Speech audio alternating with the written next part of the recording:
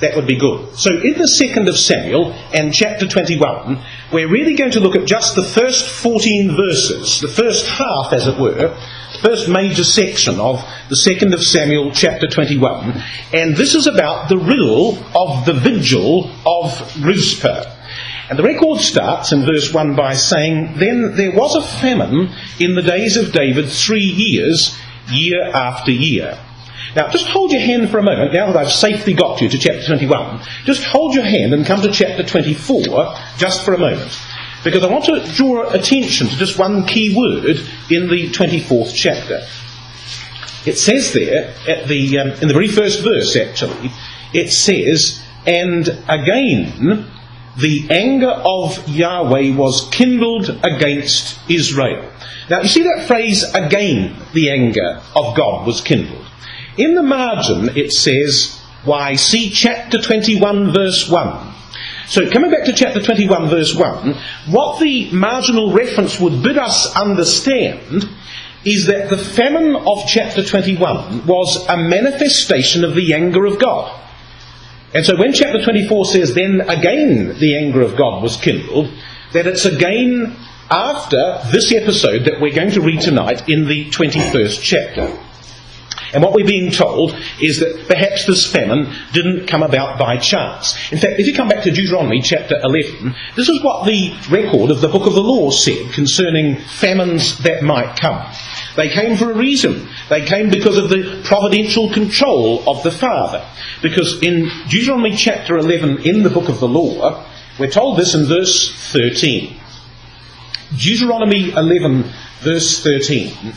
"And it shall come to pass, if ye shall hearken diligently unto my commandments which I command you this day, to love Yahweh your God, and to serve him with all your heart and with all your soul, that I will give you the rain of your land in his due season, the first rain and the latter rain, that thou mayest gather in thy corn and thy wine and thy oil." And if I might just digress for a moment there, you'll probably be aware that when it speaks about the former rain, the first rain and the latter rain, that there were two sort of like rain seasons, weren't there, in the calendar of Israel. The former rains came right at the end of summertime. And those former rains softened the soil that it might be ploughed for the season to come. And after the seed had been sown, the winter set in, and the cold came, even snow.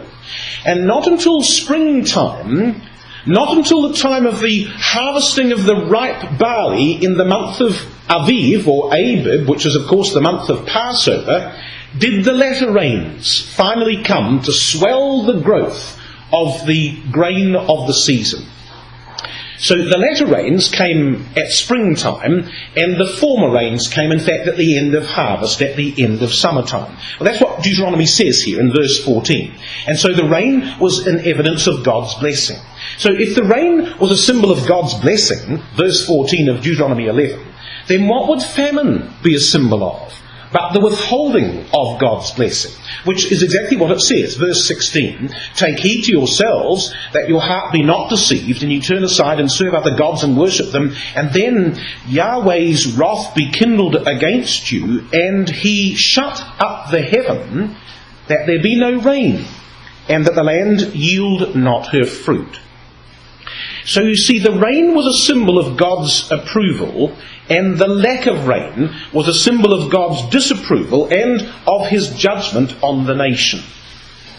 So the latter rain came at barley time, early harvest, the very start of the harvest season, and right at the other end of the harvest season came what's strangely called the former rains, which were to soften the soil at autumn time for the sowing of the crops in the year to come. So coming back to 2nd of Samuel chapter 21, we assume therefore that when it says that there'd been a famine for 3 years, the reason why there was a famine is because, well, there was no rain. And that rain was indicative of the fact that God was in fact judging the nation at this time. And clearly David saw it as a matter serious enough to, well, it says, does it not in verse 1, that he decided he better inquire of Yahweh. By the way, what would that mean? He inquired of Yahweh. How would he do that? What most probably does that indicate to us, do you think? It could be by prayer. Most likely by Urim and Thummim, he would have gone to the priest and asked counsel of the priest by means of Urim and Thummim. And the answer comes back, I think, from the priest. Yahweh answered by means of the priest, it is for Saul. It is for Saul and for his house of blood. And that, by the way, is the literal meaning of the Hebrew, his house of blood. And I think it's quite a good translation, not only because we would find that the other preferable not to say, but because in fact it gives us the clue, I think, to the whole story of this riddle. So in other words, it is for Saul and for his house or his family, upon which rested the guilt of the shedding of whatever blood is going to be talked about in this chapter. So what David finds out is there's unfinished business. There's a matter here of national sin that God has held Israel accountable for. Why this famine? Why this lack of the rain of divine blessing and approval? It is, comes the answer of God, because of the house of Saul, his house of blood. God had a matter of judgment against his people. And so verse 2 says that the king called the Gibeonites, because of course verse 1 had said it is for the house of Saul and for his house of blood, because he slew the Gibeonites. So now we're told that the king called the Gibeonites and said unto them, and now you notice this little bit in parenthesis or brackets which says, now the Gibeonites were not of the children of Israel, but of the remnant of the Amorites, and the children of Israel had sworn unto them, and Saul sought to slay them in his zeal to the children of Israel and Judah. Well, that really takes us back to Joshua chapter 9, because in Joshua chapter 9 we've got the story of how those Gibeonites came to be in the midst of the land. And I know that you will know the story of the Gibeonites in the days of Joshua, but I just want to draw attention to a couple of interesting things in that particular chapter. It is because of the Gibeonites came the answer to David, and the king called the Gibeonites and said unto them, these Gibeonites that were not of Israel, but unto whom the children of Israel had sworn. So Joshua chapter 9, verse 14 says, and the men of Joshua, the men of Israel, took of their victuals and asked not counsel at the mouth of Yahweh. That's an interesting thing, by the way, because David does ask counsel, doesn't he? In Joshua's day, they forgot to ask counsel. They asked not counsel at the mouth of the Lord. And Joshua made peace with them and made a league with them to let them live. And the princes of the congregation swear unto them. In fact, this is what they swear, verse 18. It says, the children of Israel smote them not, because the princes of the congregation had sworn unto them by Yahweh Elohim of Israel. They had sworn an oath by the name of God that the Gibeonites would be preserved and safe amongst the children of Israel. In fact, the record says it gave them cities. And the names of the cities, verse 17, I just want you to tuck these away, because, it's a funny thing with every story. Every story is composed of all the little details which, when woven together, suddenly give us the fullness of the story. You see, you mustn't miss any detail. And the detail here of the cities of the Gibeonites, which might just be pertinent, verse 17. Their cities were Gibeon and Kephirah and Beeroth and Kirjath-jearim. Mind you, of course, when Joshua did make the Gibeonites to be safe in the land and swore an oath before the God of Israel that they would be safe in covenant with Israel, he relegated them to a menial duty, didn't he? Because of their deception. What did Joshua make the Gibeonites to do? Why, verse 27 of this chapter, absolutely correct. It says he made them both hewers of wood and drawers of water. Now that's interesting, because in the 2nd of Samuel chapter 21, there's no water in the land.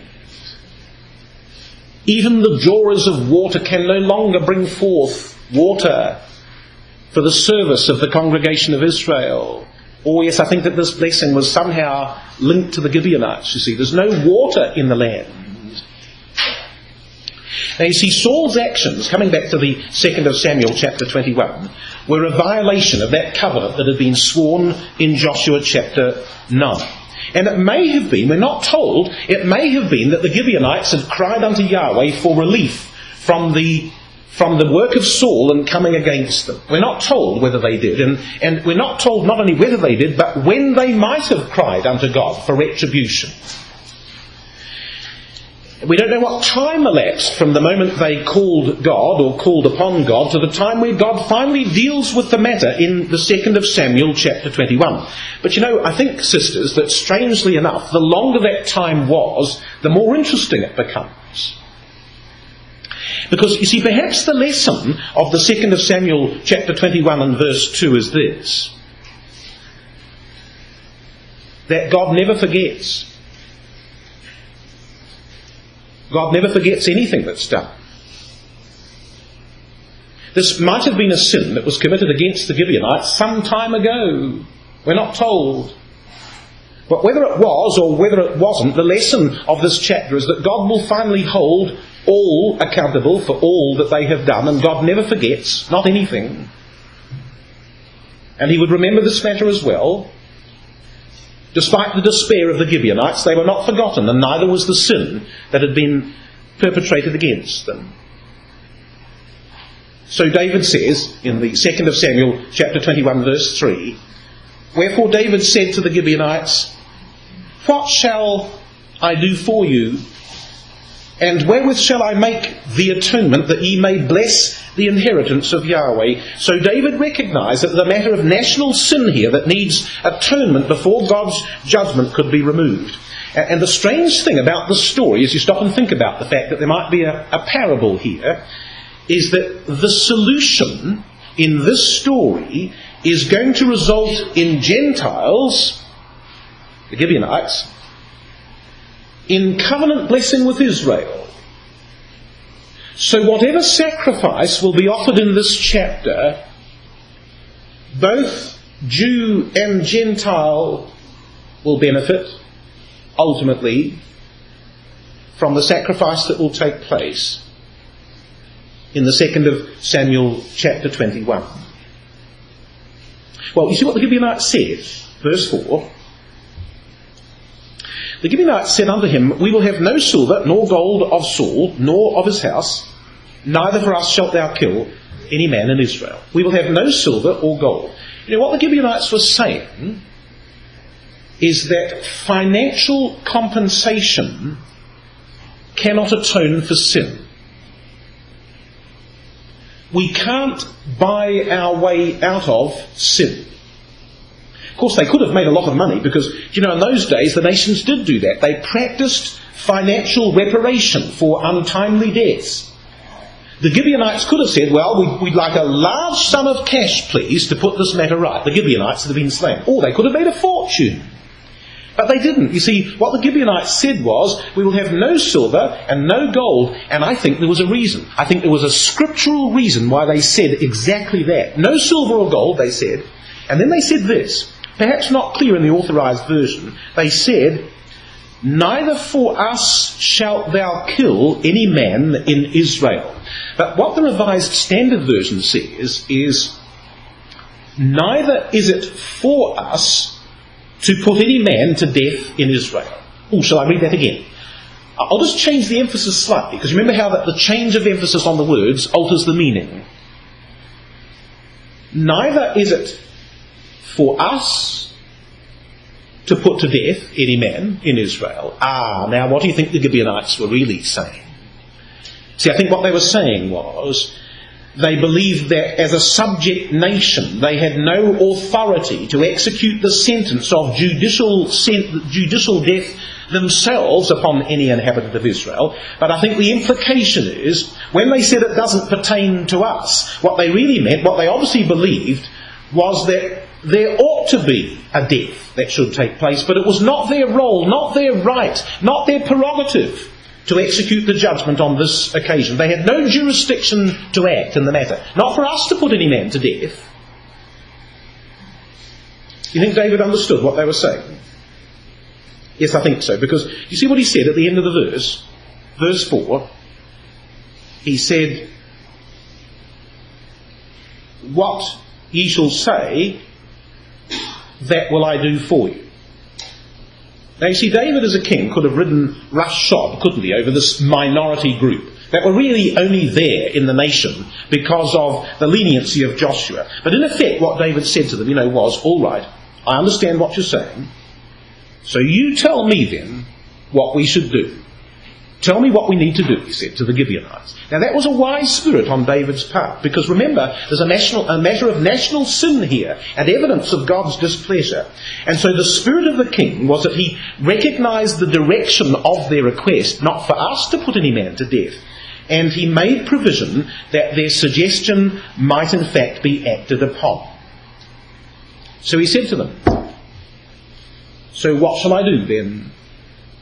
And they said, verse 5, "They answered the king, the man that consumed us and that devised against us that we should be destroyed from remaining in any of the coasts of Israel, the man that consumed us." You see, if there was to be any restitution, any compensation, then that restitution must come from the family that's committed the sin. And this sin comes from the family of Saul. And if the sin comes from the family of Saul, then from the house of Saul alone can the answer come in making amends. That's what the Gibeonites are saying, isn't it? Can only come from the house of Saul, they said. This is the house that has caused our blood, innocent blood, to be shed. From this man's house alone can the atonement come that's necessary on this occasion. So they said this, verse 6, "Let 7 men of his sons be delivered unto us, and we will hang them up." Now notice this. Notice carefully what they do say. "We will hang them up unto Yahweh." Not to themselves. This wasn't their own revenge. Did you notice that? Whatever they were going to do with these sons, they were going to hang them up before God. Now the interesting thing is, that there weren't 7 of Saul's sons left alive.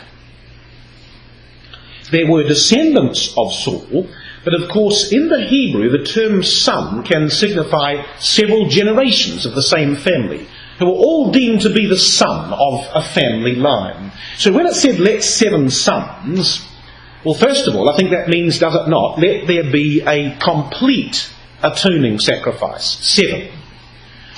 And the 7 sons are all going to be drawn from the house of Saul in expiation for the sin committed. Saul's family are to bear complete responsibility for the matter. 7 sons of Saul's house, let them be given unto us. But we won't take them for our own revenge, said the Gibeonites. We shall hang them up unto Yahweh. Now, by the way, I think what that means in verse 6 is, it doesn't mean that they were impaled alive on stakes.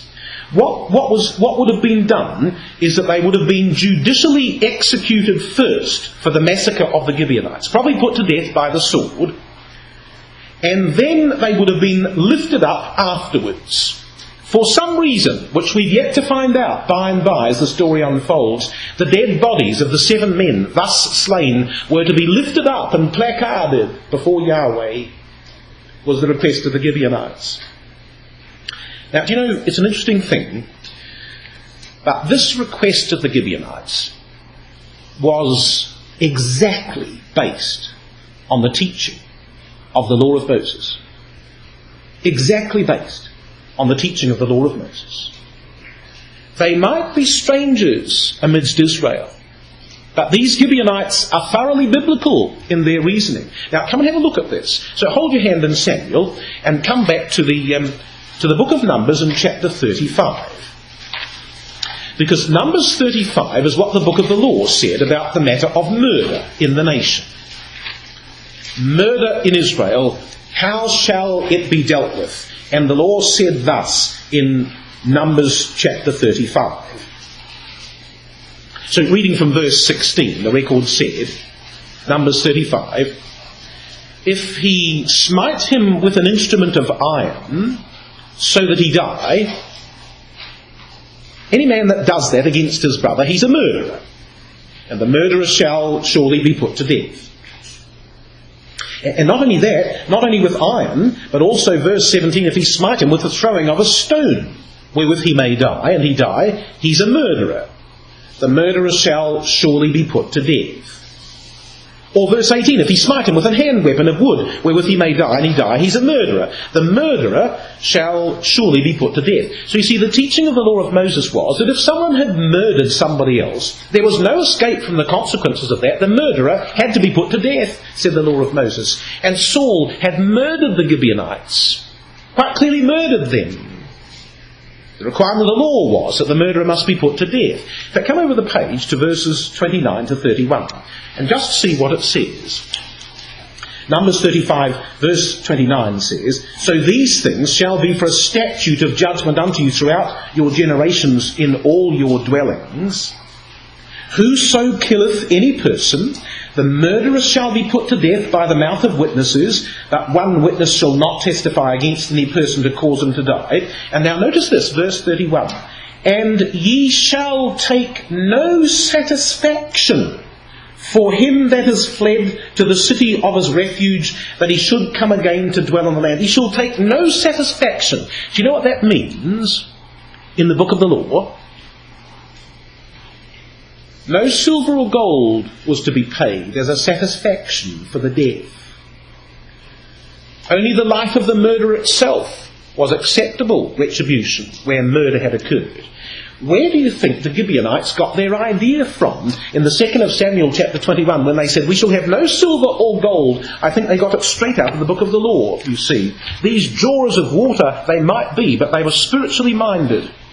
And so once slain, the dead bodies were going to be crucified or lifted up before the face of God as a public exhibition of the punishment that had been inflicted and the satisfaction that was required for God's wrath to be turned away from amongst the children of Israel. You see, what we're being told, I think, is that this was not the spirit of mindless revenge. This was the spiritual response of the Gibeonites to the requirements of Almighty God in the very book of the law. And this, mind you, not to turn away judgment from the Gibeonites, was it? What the Gibeonites asked for was not to turn away judgment from themselves, but to turn away God's judgment that at that time rested upon the whole of the nation of Israel. Why, the salvation of the nation itself depended on what might be done on this occasion. Oh, and where were they going to hang up the 7 dead bodies? 2nd of Samuel chapter 21 verse 6. We will hang them up unto Yahweh in Gibeah of Saul, it says, the home and the capital of Saul, who had brought the wrath of God upon the land through his crime. The very place where the murderer had lived is where the bodies shall be hung. And you see the tragedy of verse 6.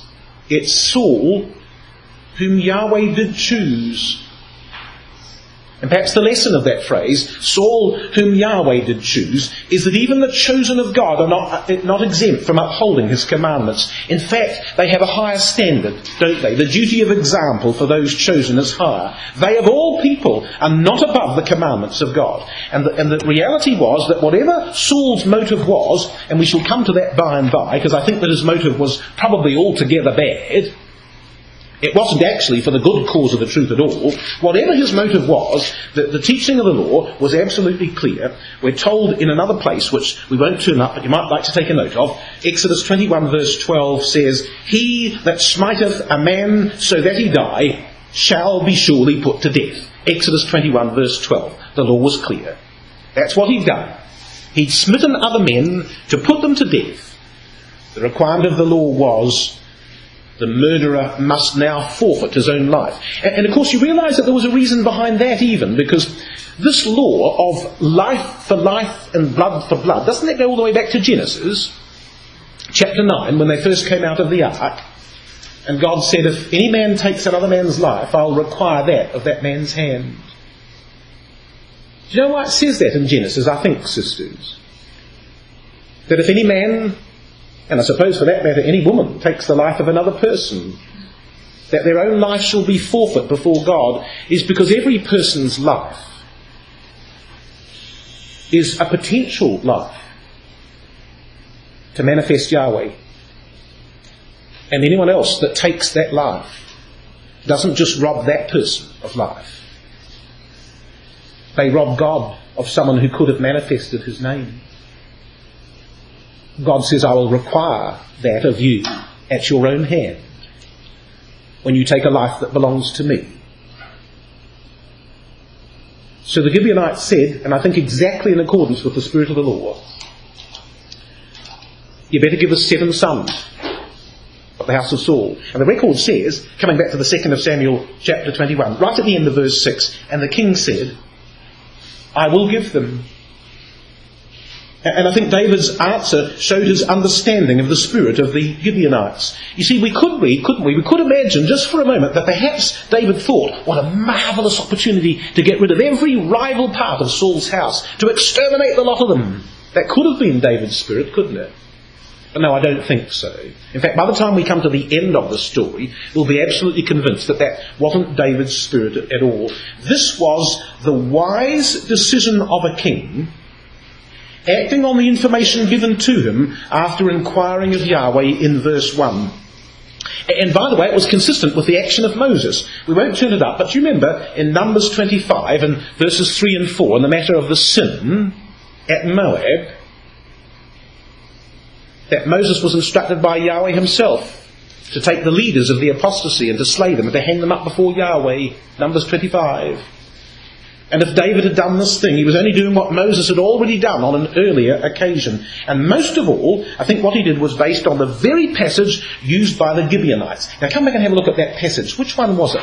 What was the teaching of the book of the law on the matter of murder?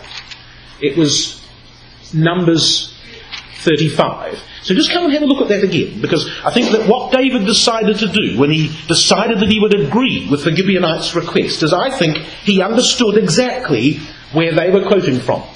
He knew that they were quoting from the book of the law. And David's understanding was good enough that he recognised that he ought to acquiesce in their request. So reading Numbers 35 again, from verse 31, the record says this: Moreover, ye shall take no satisfaction for the life of a murderer which is guilty of death, but he shall surely be put to death. And ye shall take no satisfaction for him that is fled to the city of his refuge, that he should come again to dwell on the land until the death of the priest. So shall ye not pollute the land wherein ye are, for blood it defineth the land, and the land cannot be cleansed of the blood that is shed therein, but by the blood of him that shed it. The land cannot be cleansed but by the blood of him that shed innocent blood upon the land in the first place. And David understood that the blood guilt resting upon the land right now could only be cleansed by the blood of the criminal. And clearly God himself had stated, had he not, that this sin had not yet been atoned for, even though Saul himself was already dead, because there's a famine upon the land right now, as evidence of the fact that this is unfinished business in the eyes of Almighty God, who has not forgotten what's been done. The only way the land could be cleansed of innocent blood shed, said the book of the law, is by the shedding of the blood of those who offended in the first place. So when David said, I will give these men, I think he was acting exactly in accordance with the teaching of the law of Moses, you see. There's no spirit of revenge or malice here on David's part. So come back to the 2nd of Samuel, chapter 21. You see what it says. Interesting, verse 7, because we could perhaps misread this verse as well. Because verse 7 says of 2 Samuel 21, But the king spared Mephibosheth, the son of Jonathan, the son of Saul, because of Yahweh's oath that was between them, between David and Jonathan, the son of Saul. He spared Mephibosheth because of David's oath. Now you see, if we read that carelessly, we might imagine that even though it says that the reason why he spared Mephibosheth was because, Jonathan was his friend. Well, I don't want to kill his son. He's a friend of mine. So in other words, he showed favouritism to Jonathan, his dear friend, by sparing Mephibosheth, the son of Jonathan. Well, it could be that, couldn't it? But no, it wasn't. Come and have a look at the oath that was made. In the 1st of Samuel, chapter 20, we've got one of 3 occasions where the oath between David and Jonathan is recorded. Just have a look at this one, and here's an illustration of why David does what he does in the 2nd of Samuel 21, when the record says that he deliberately, knowingly, specifically decides to spare Mephibosheth the son of Jonathan from this fate that shall befall 7 of the sons of the house of Saul. In the 1st of Samuel, chapter 20, it says this in verse 14. This is the oath that Jonathan, the dear friend of David, asked of his friend. He said, "And thou shalt not only while yet I live show me the kindness of Yahweh, that I die not, but also thou shalt not cut off thy kindness from my house forever. No, not when Yahweh hath cut off the enemies of David, every one from the face of the earth." So Jonathan made a covenant with the house of David, saying, "Let Yahweh even require it at the hand of David's enemies." And Jonathan caused David to swear again, because he loved him. For he loved him as he loved his own soul. And so he begged of David, "Thou shalt show kindness unto my house. Never forget that, David," he says. "Even after I'm dead, show kindness to my house. Don't ever cut them off." So now come back to the 2nd of Samuel chapter 21 and just think, sisters, for a moment about the dilemma that David has on this occasion. Let 7 men of the sons of Saul be given unto us. And the king knew that this was right. This was in accordance with the law. But which sons, which boys, which men of the house of Saul shall he give? And he said, I think I'll spare Mephibosheth. And this is why. Why has this whole catastrophe come upon the nation at this moment of time? Because Saul had broken a covenant oath that he had made. How can David, in solving that problem, now in turn break a covenant oath which he has made to Jonathan? He cannot do that, can he? So David keeps and honours his oath to Jonathan by sparing Mephibosheth. How, in the circumstances of this crisis, could he do anything else other than honour the oath that he'd made, when the reason for this disaster was that Saul forgot to honour his?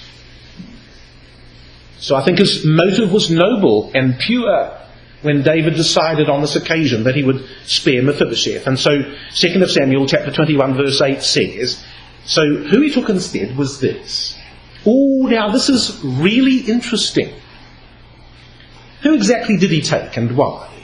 2nd of Samuel chapter 21 verse 8 says, but the king took the 2 sons of Rizpah the daughter of Ai, whom she bare unto Saul, Aramonai and Mephibosheth. So this is another Mephibosheth. This is not Mephibosheth the son of Jonathan. This is another Mephibosheth who's actually a son of Saul. And the 5 sons of Michal, the daughter of Saul, whom she brought up for Adriel, the son of Barzillai, the Maholathite. And at first sight, you almost imagine that what verse 8 is telling us is the king said, all right, 7. Oh, well, we'll have that one, there's another person, there's another boy, he's here at the house of Saul, we'll have him too. And he went out and he sort of picked 7 that he could find of the house of Saul and cobbled them all together and said to the Gibeonites, here you are, take these then. Oh, no, I don't think David did that for a moment. I think that every one of these boys were so carefully chosen by the king on this occasion, despite the fact that this would bring tragedy into Rizpah's house. Now stop and think about it.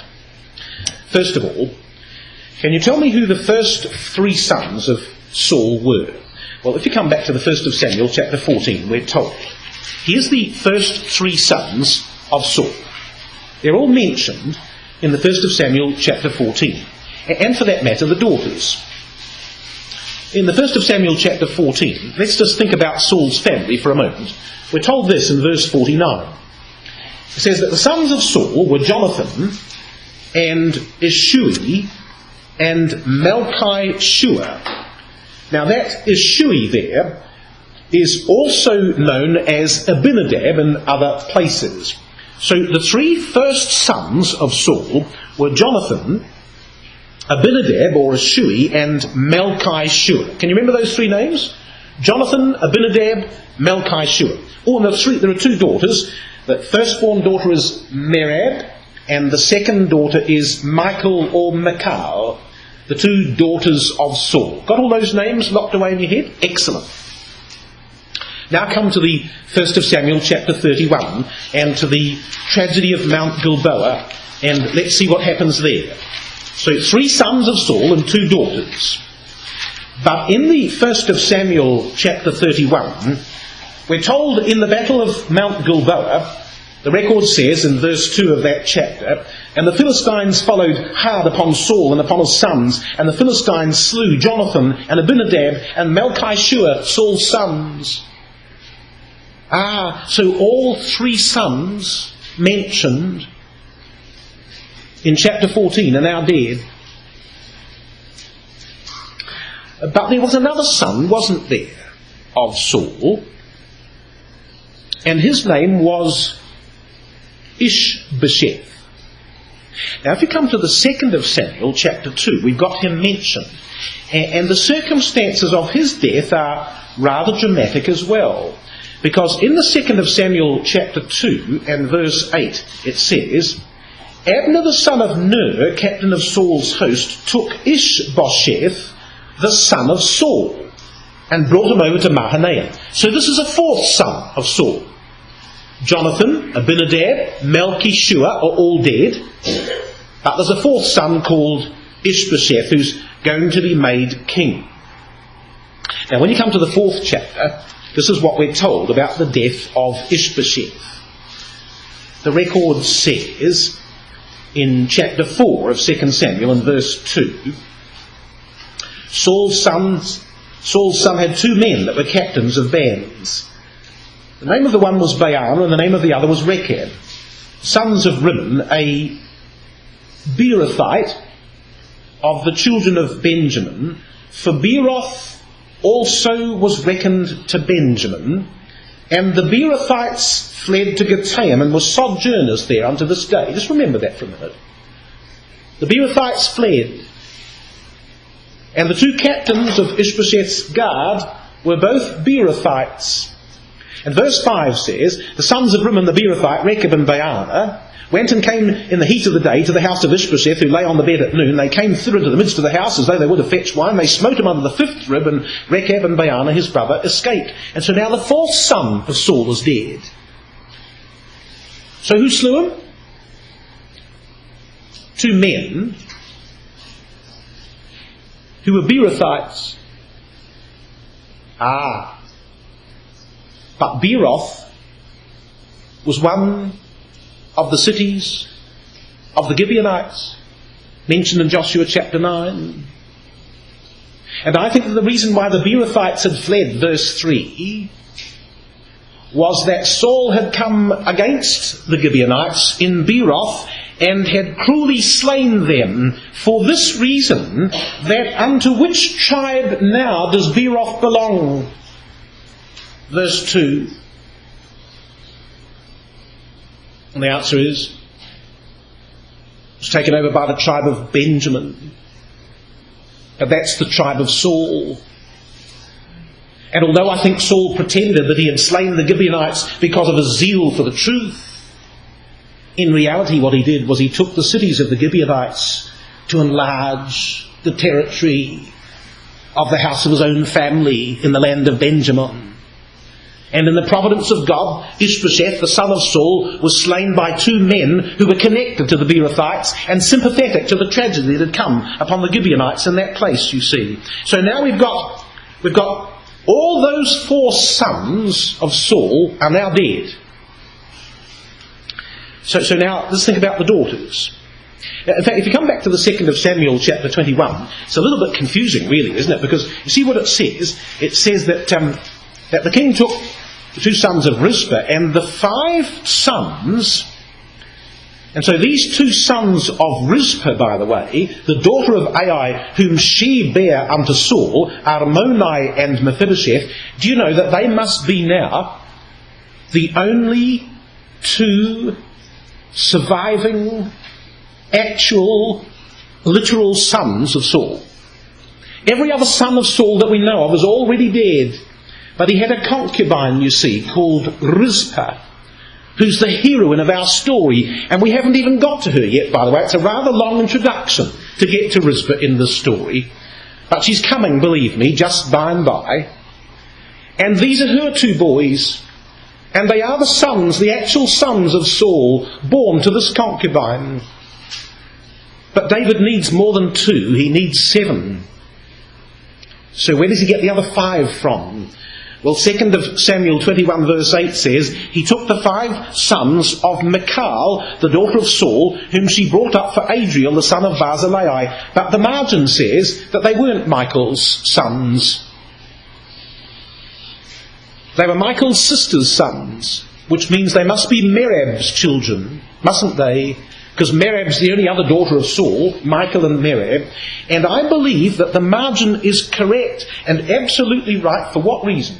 Because the 2nd of Samuel, chapter 6 and verse 23 told us on an earlier occasion, after the matter of the bringing of the Ark of the Covenant into Zion, in the very last verse of the 2nd of Samuel chapter 6, the record says, therefore Michal, the daughter of Saul, had no child unto the day of her death.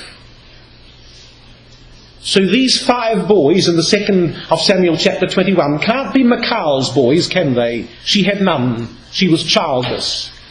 No, these are Merab's sons. The other surviving daughter of Saul. And now come and have a look at Deuteronomy chapter 24. And let me just weave another riddle into the story for you, in case you thought it was all so simple so far. In Deuteronomy chapter 24 and verse 16, what do you make of this then, in the context of these 7 men that shall now be selected, the 2 sons of Rizpah and the 5 sons of Merab, the closest male descendants of Saul, really, that David can possibly choose. But Deuteronomy chapter 24 verse 16 said, in the book of the law, the fathers shall not be put to death for the children, neither shall the children be put to death for the fathers. Every man shall be put to death for his own sin. So how was David able to take 7 sons of the house of Saul, 2 real sons of Saul, and 5 grandsons, if they were absolutely innocent in the matter of Saul's murderous massacre of the Gibeonites? And the answer is, I think, that David didn't take innocent men at all. I think he chose the guilty ones. Now come and read the 2nd of Samuel 21 clearly. You know, it's all good Bible study. The marvellous thing about Bible study is that Bible thinking and Bible meditation is the joy and the privilege of sister and brother in the truth. We don't study to stand on the platform. We study to enthrall ourselves that we might live godly lives. Every brother, every sister is gifted with this capacity to read thoughtfully and well. Now read. Do you think these 7 sons were innocent? I think not. Because of one crucial, tiny little word hidden in the story that tells me that these 7 men probably took part in Saul's massacre against the Gibeonites. It's in verse 1. And Yahweh answered and said, this matter is not just for Saul alone, but for his house of blood. Other members of his family had participated in the slaying of the Gibeonites. And again in verse 4, the Gibeonites said unto David, we will have no silver nor gold, either of Saul, nor of his house, says verse 4.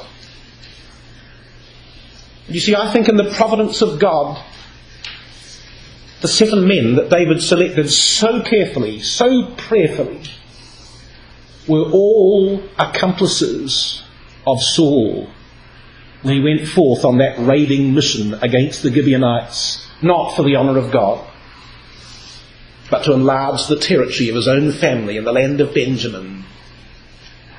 And God, who never forgets anything, brought all of this to account, you see, when these 7 men were selected.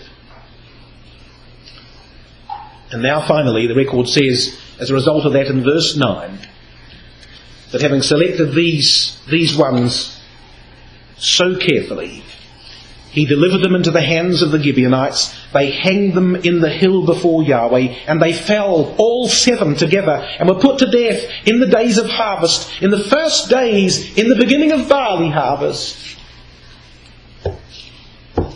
Beginning of barley harvest. When the latter rains come.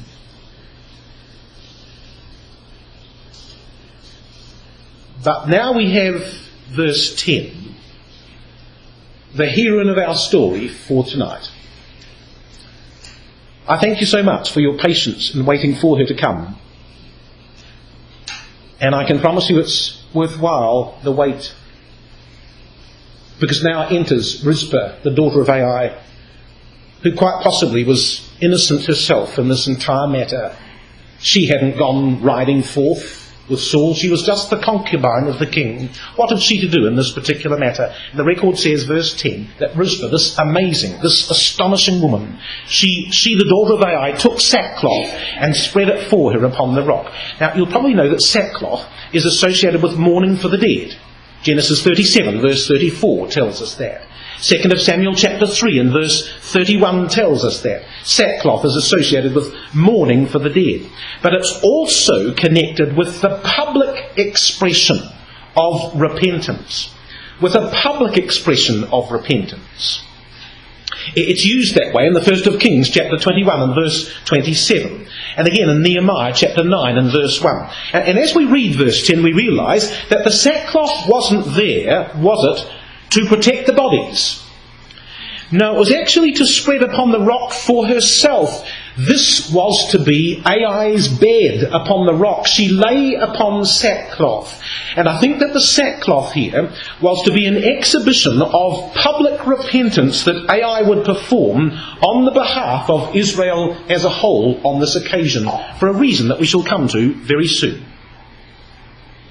Of course, in Israel we're told that it was a shame and a disgrace for bodies to be mutilated by being open to the beasts of the field and the birds of the air. Do you remember the 1st of Samuel, chapter 7, verse 17, verse 46, when David says to Goliath, the giant, I will give your body to the beasts of the field and the birds of the air. And that was considered such a shameful thing that they would come and pick out the eyes and attack the body and the flesh. And to a Jew to suffer death in that way was a shame and ignominy. And Rizpah wanted to spare her sons from that shame as the bodies of these boys were hung up. Innocent of the guilt herself, she was simply a grieving mother caught up in a set of circumstances over which she had no personal control. And yet for all her grief and for all her anguish at the loss of her sons on this occasion, I think as the story unfolds, we suddenly realise that Ai must have had an amazing spirit of spiritual depth that we perhaps haven't hitherto appreciated. The record says that she took that sackcloth, she spread it for her upon the rock for her bed, and from the beginning of harvest until water dropped upon them out of heaven, she suffered neither the birds of the air to rest upon them by day, nor the beasts of the field by night. Now, if these boys were hung up at the beginning of harvest in the month of Abib, when did the rains come of this verse?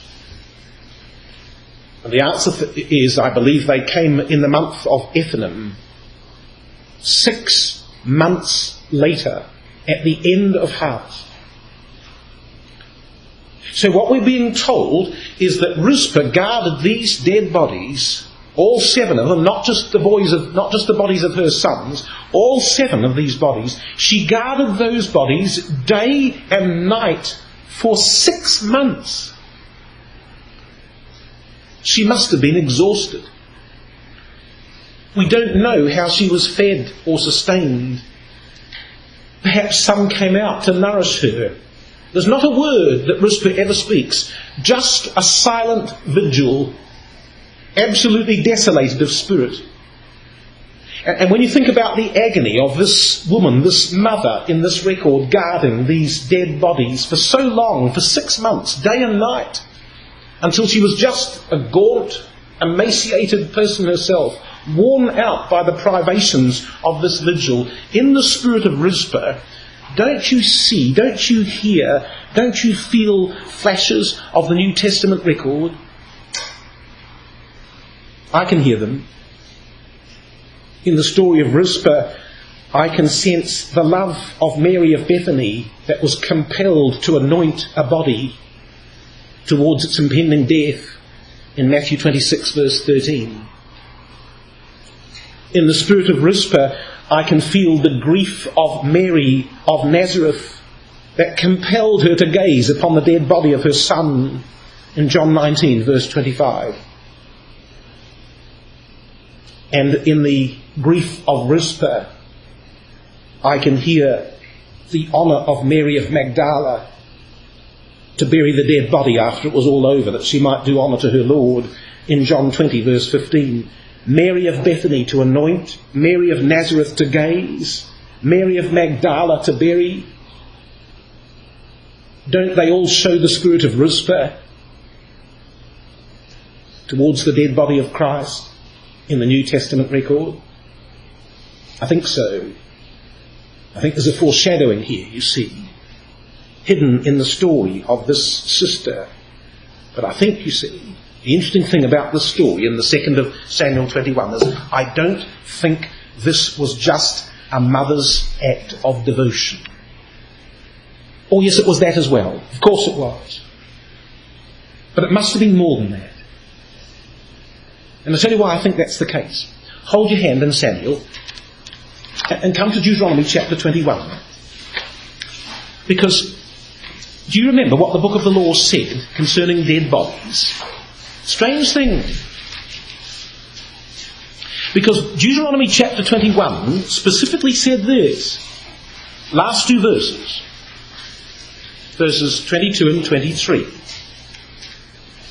And if a man have committed a sin worthy of death, well, just read this carefully, and he be put to death, and then thou shalt hang him on a tree. Did you notice that? Put to death first, then hung upon the tree. I think that's exactly what happened to these 7 men in the 2nd of Samuel 21. If a man has committed a sin worthy of death, and he be put to death, and thou shalt hang him upon a tree, his body shall not remain all night upon the tree, but thou shalt in any wise bury him that day. For he that is hanged is accursed of God, that thy land be not defiled, which Yahweh thy God giveth thee for an inheritance. Now you see, the book of the law expressly stated, did it not, that dead bodies were not to be left hanging for any more than 1 day, lest the land be defiled. And yet Rizpah has been watching over 7 dead bodies that have been hanging up for 6 months. So why were they not taken down on the first night in accordance with the book of the law? Why are these bodies still on display 6 months later?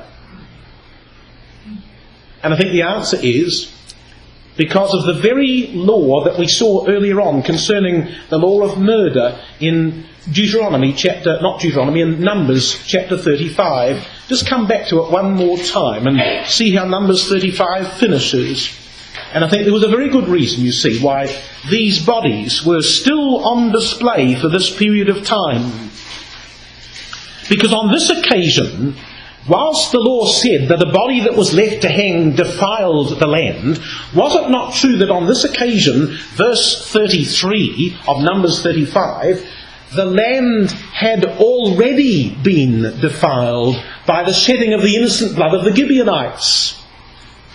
And this sacrifice, well, see what it says, verse 33. So shall ye not pollute the land wherein ye are, for blood it defileth the land, and the land cannot be cleansed of the blood that is shed therein, but by the blood of him that shed it. Defile not therefore the land which ye shall inhabit, wherein I dwell, for I, Yahweh, dwell among the children of Israel. And the lesson, you see, of the 7 men, the bodies of whom lie open and exposed for the 6 months of the 2nd of Samuel 21, is that this sacrifice was to be an atonement which continued to be presented before God until the signal of national forgiveness came from sin by the lifting of the famine.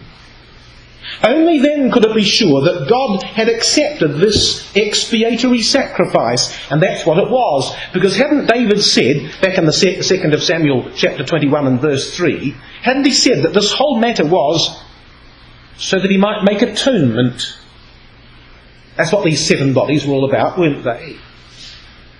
And these atoning sacrifices were going to remain exposed before Yahweh until the cessation of the famine showed that his forgiveness had been extended. And until God sent that sign, these bodies lay lifted up before him.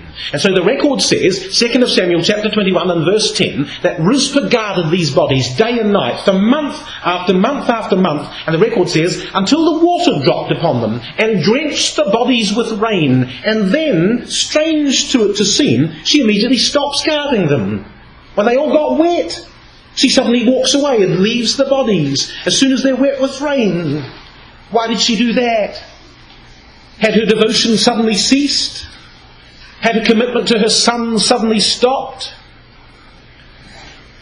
No, she didn't just do this as an act of devotion, did she? There was something deeper and more profound in Rizpah's spirit. You see, I think what she'd really done was this. She knew, despite her grief, that the death of her sons on this occasion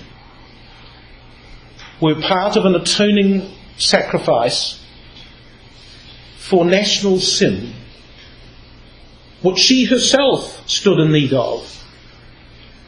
And she guarded the bodies not just of her sons, but of the sacrificial victims, so that they would not be desecrated until Yahweh accepted the sacrifice.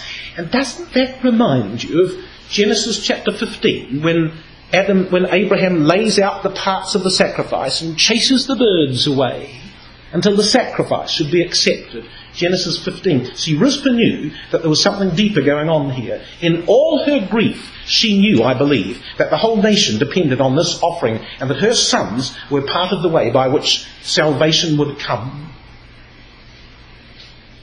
And what was her proof? What finally convinced her that God had forgiven the nation and that atonement had been wrought? Well, the record says simply that she waited till the water dropped.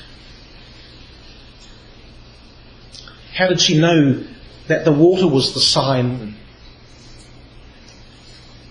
Because why had the famine come in verse 1? Because the water had stopped. And how did she know that Yahweh had accepted the sacrifice? Because now rain again poured out of heaven, which is what the word means, by the way, when it says the water dropped upon them. The water absolutely cascaded upon them. And when that water poured out, the water of the former rains 6 months later, when the rain fell, Rizpah knew that Yahweh had accepted the sacrifice and blessed the nation with forgiveness. Oh, what a woman was this, who could see beyond her own grief and tragedy to the needs of a whole nation. Does that remind you of another woman who had to endure a similar piercing of her soul for atoning sacrifice, for national good? And verse 11 says, and it was told David what Rizpah, the daughter of Ai, the concubine of Saul, had done. And I think when David understood what Rizpah had done, his mind leapt to the significance of what she'd done. He understood. David knew what she'd done and why. His spirit marvelled with the spirit of Rizpah, this amazing sister on this occasion. So you see what he did? You see what David did in response, you see? Oh yes, he understood what Rizpah had done. Because verse 12 says this. It says that David went and took the bones of Saul and the bones of Jonathan his son. And by the way, not just the bones of Jonathan, but the bones of Abinadab and the bones of Malchi-Shua, all three sons, from the men of Jabesh Gilead, which had stolen them from the sheet of Beth-shan, where the Philistines had hanged them, when the Philistines had slain Saul in Gilboa. Now, do you remember what I said earlier on? You've got to read carefully. So shall I just read that verse again and just change one word? So you see the force of what David's about to do. Verse 11, it was told David what Rizpah, the daughter of Ai, the concubine of Saul, had done. And David went and took the bones of Saul and the bones of Jonathan his son from the men of Jabesh Gilead, which had stolen them from the street of Beth-shan, where the Philistines had hanged them.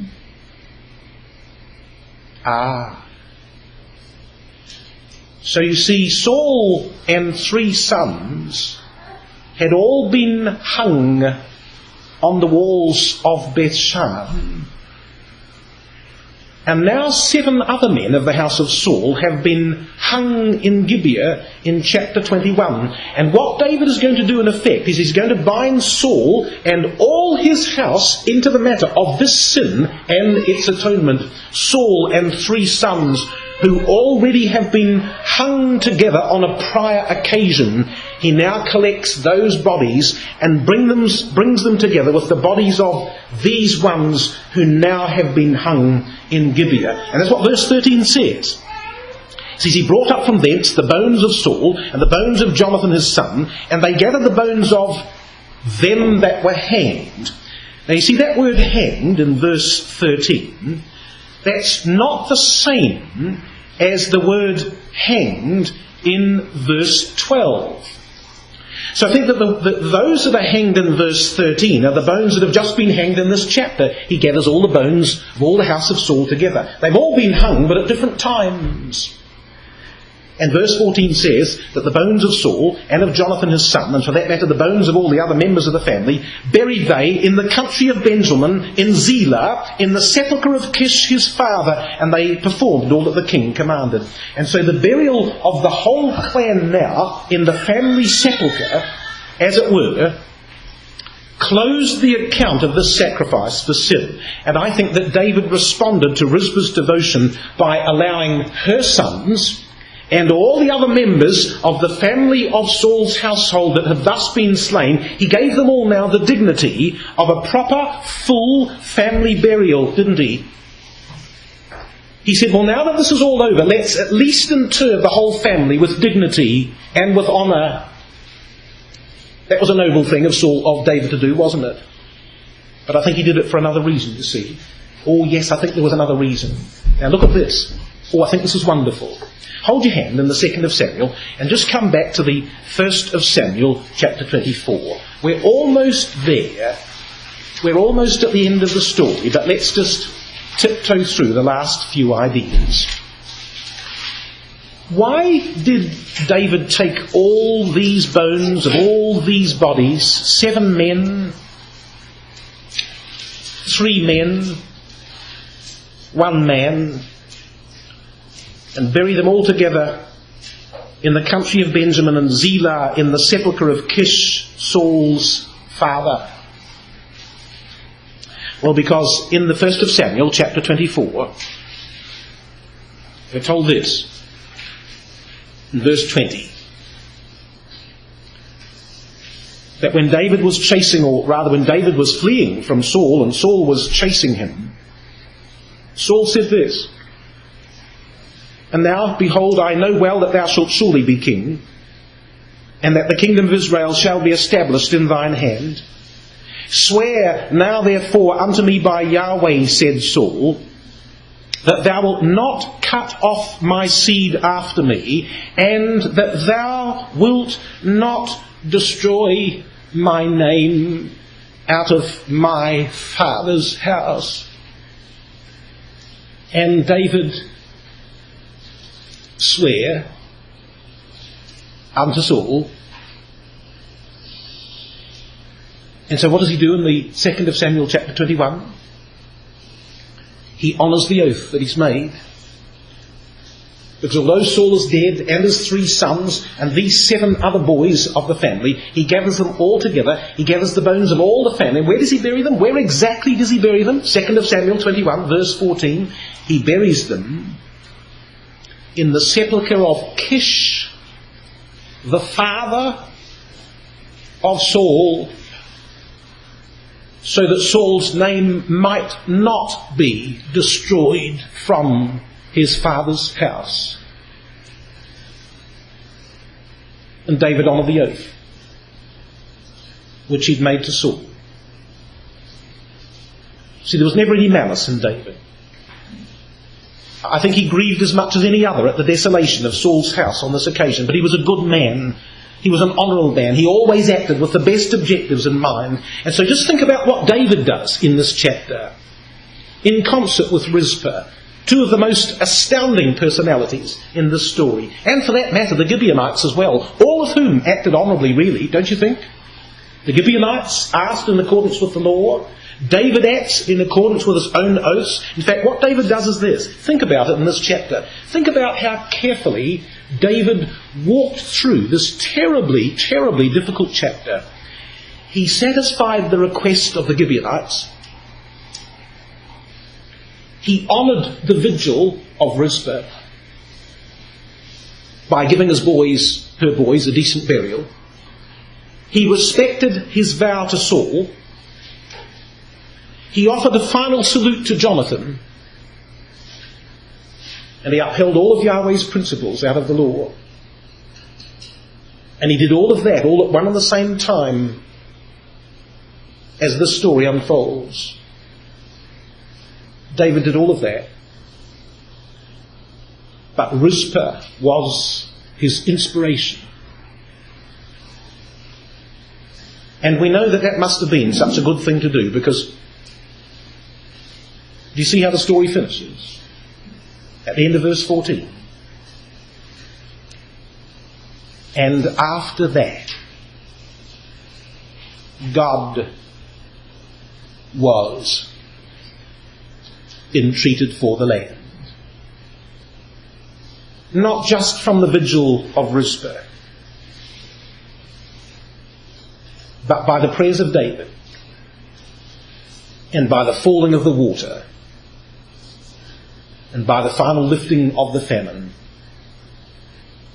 All of this terrible time was brought to an end,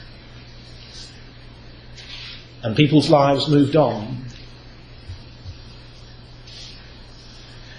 And you know, I suppose that Rizpah wouldn't be the first woman who has found herself in the midst of circumstances over which she has no control. A time when she's powerless to do anything about other things that come upon her and upon her family. But perhaps the greatest lesson of Rizpah is her ability, even in the midst of grief, to try as best as she could to perceive the overarching purpose of God in all things. And I think she found it, even in the death of her boys, you see. She understood a greater thing than her own family and her own grief, her own anguish. She dimly perceived the purpose of God at work and bowed before that purpose, and sought to guard those sacrificial victims until Yahweh himself answered from heaven. And now you think about the parts of this story, you see. 7 men of the same house as those that have sinned, meaning that a representative offering of the same flesh as that which had sinned must be offered for a complete atoning sacrifice. So whom did these 7 sons really foreshadow? Oh, and where was the place of death? Why, the royal city of the covenant breakers. In the hill of God, it says, before Yahweh. What all those things remind us of. And when was the time of death? Well, at the time of barley harvest.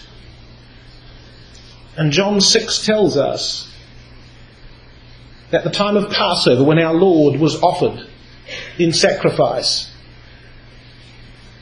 was at the time of barley harvest, says John 6 verse 4 and verse 9. Our Lord was offered at the very same time as these 7 men fell, all of them together, as the record says. And we suddenly realise that Rizpah in this story represents the women community of the saints who maintain a vigil over the sacrificial body of Christ, who guard its meaning, who honour its symbol, who protect the work of Christ from desecration by their own vows of dedication until the purpose of God shall finally be fulfilled. And in Rizpah we see all the community of the saints who learn to honour the sacrifice of our Lord Jesus Christ. In this woman we're all to be found in the story of the truth, you see. I don't think Rizpah understood that, do you, on this day? Do you think that she understood that she would prefigure the bride of Christ, weeping and remembering with grief the slaying of the complete sacrifice for sins? She never would have understood that, and yet in the providence of God he outworked a parable in the life of this woman. And maybe that's the greatest lesson of all. You see, as we go through our own valleys of despair, we would never dream for a moment, would we, that God was working parables in our lives. But he can, and he does, and he shall, and he will. If we commit ourselves to always doing what's best for the truth and to honouring God, even when we don't understand him and we can't see the way clear and we don't know in fullness the purpose of the Father, but if in the midst of all our grief we say that whatever will be best for the truth, we shall try and do, God can work parables in our lives that one day we might remember and look back with astonishment to see that in some small way our own lives were a foreshadowing of spiritual things. So let's be thankful for the story of Rizpah, who on this dreadful occasion in her own life rose above the circumstances of her own life and triumphed to do that which saved the nation and won the approval of the king, and finally the blessing of peace upon her own family and her own boys in the process. Here ends the story. And I'm so sorry, sisters, that I've run on just a tad longer than I expected. But I hope as a result of that maybe a chapter that was a little bit of an enigma and a conundrum besides, wrapped up in the riddle, might at least in some part now have been unravelled, so that we can be thankful for the story of this woman who appears just for this one moment and disappears again, and yet just that one moment's enough, isn't it, for us to be touched and moved and affected for good if we learn the story of her life. So are there any questions before we close?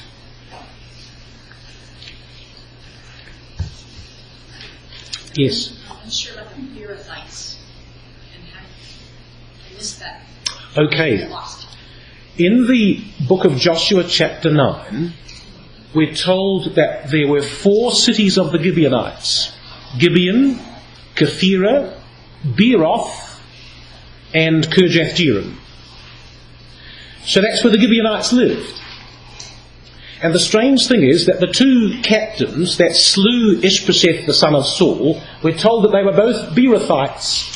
Now it does say that they were children of Benjamin, but they could have even been Gibeonites themselves for all we know. But if they weren't Gibeonites, they were certainly men that were sympathetic to the Gibeonites, because they live in a city of the Gibeonites, in Beeroth.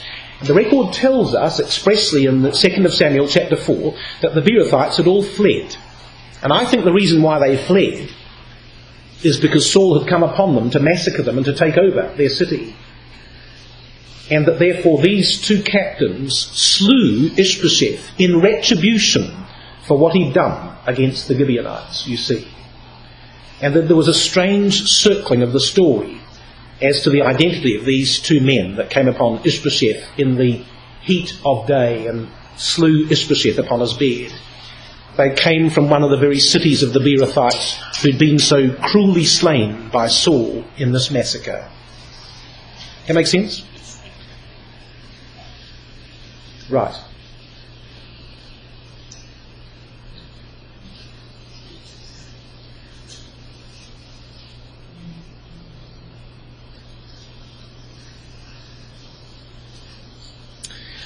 I don't know why I chose such a gloomy topic, apart from the fact that I love this story and I'm moved by the spirit of this woman. And I think she was an astonishing person that she was able to do this. And she inspired the king to finish the story off, and I love that fact. And in the middle of all this, don't you think it's so eloquent that we never ever hear a word out of the mouth of Rizpah? Just what she's done. But what she did was so wonderful and so powerful that the king of the realm was moved to salute Rizpah herself by what he does to finish the story off, and in such an honourable way. And I love that story for that reason, and for its foreshadowings of the work of Christ yet to come in the New Testament record.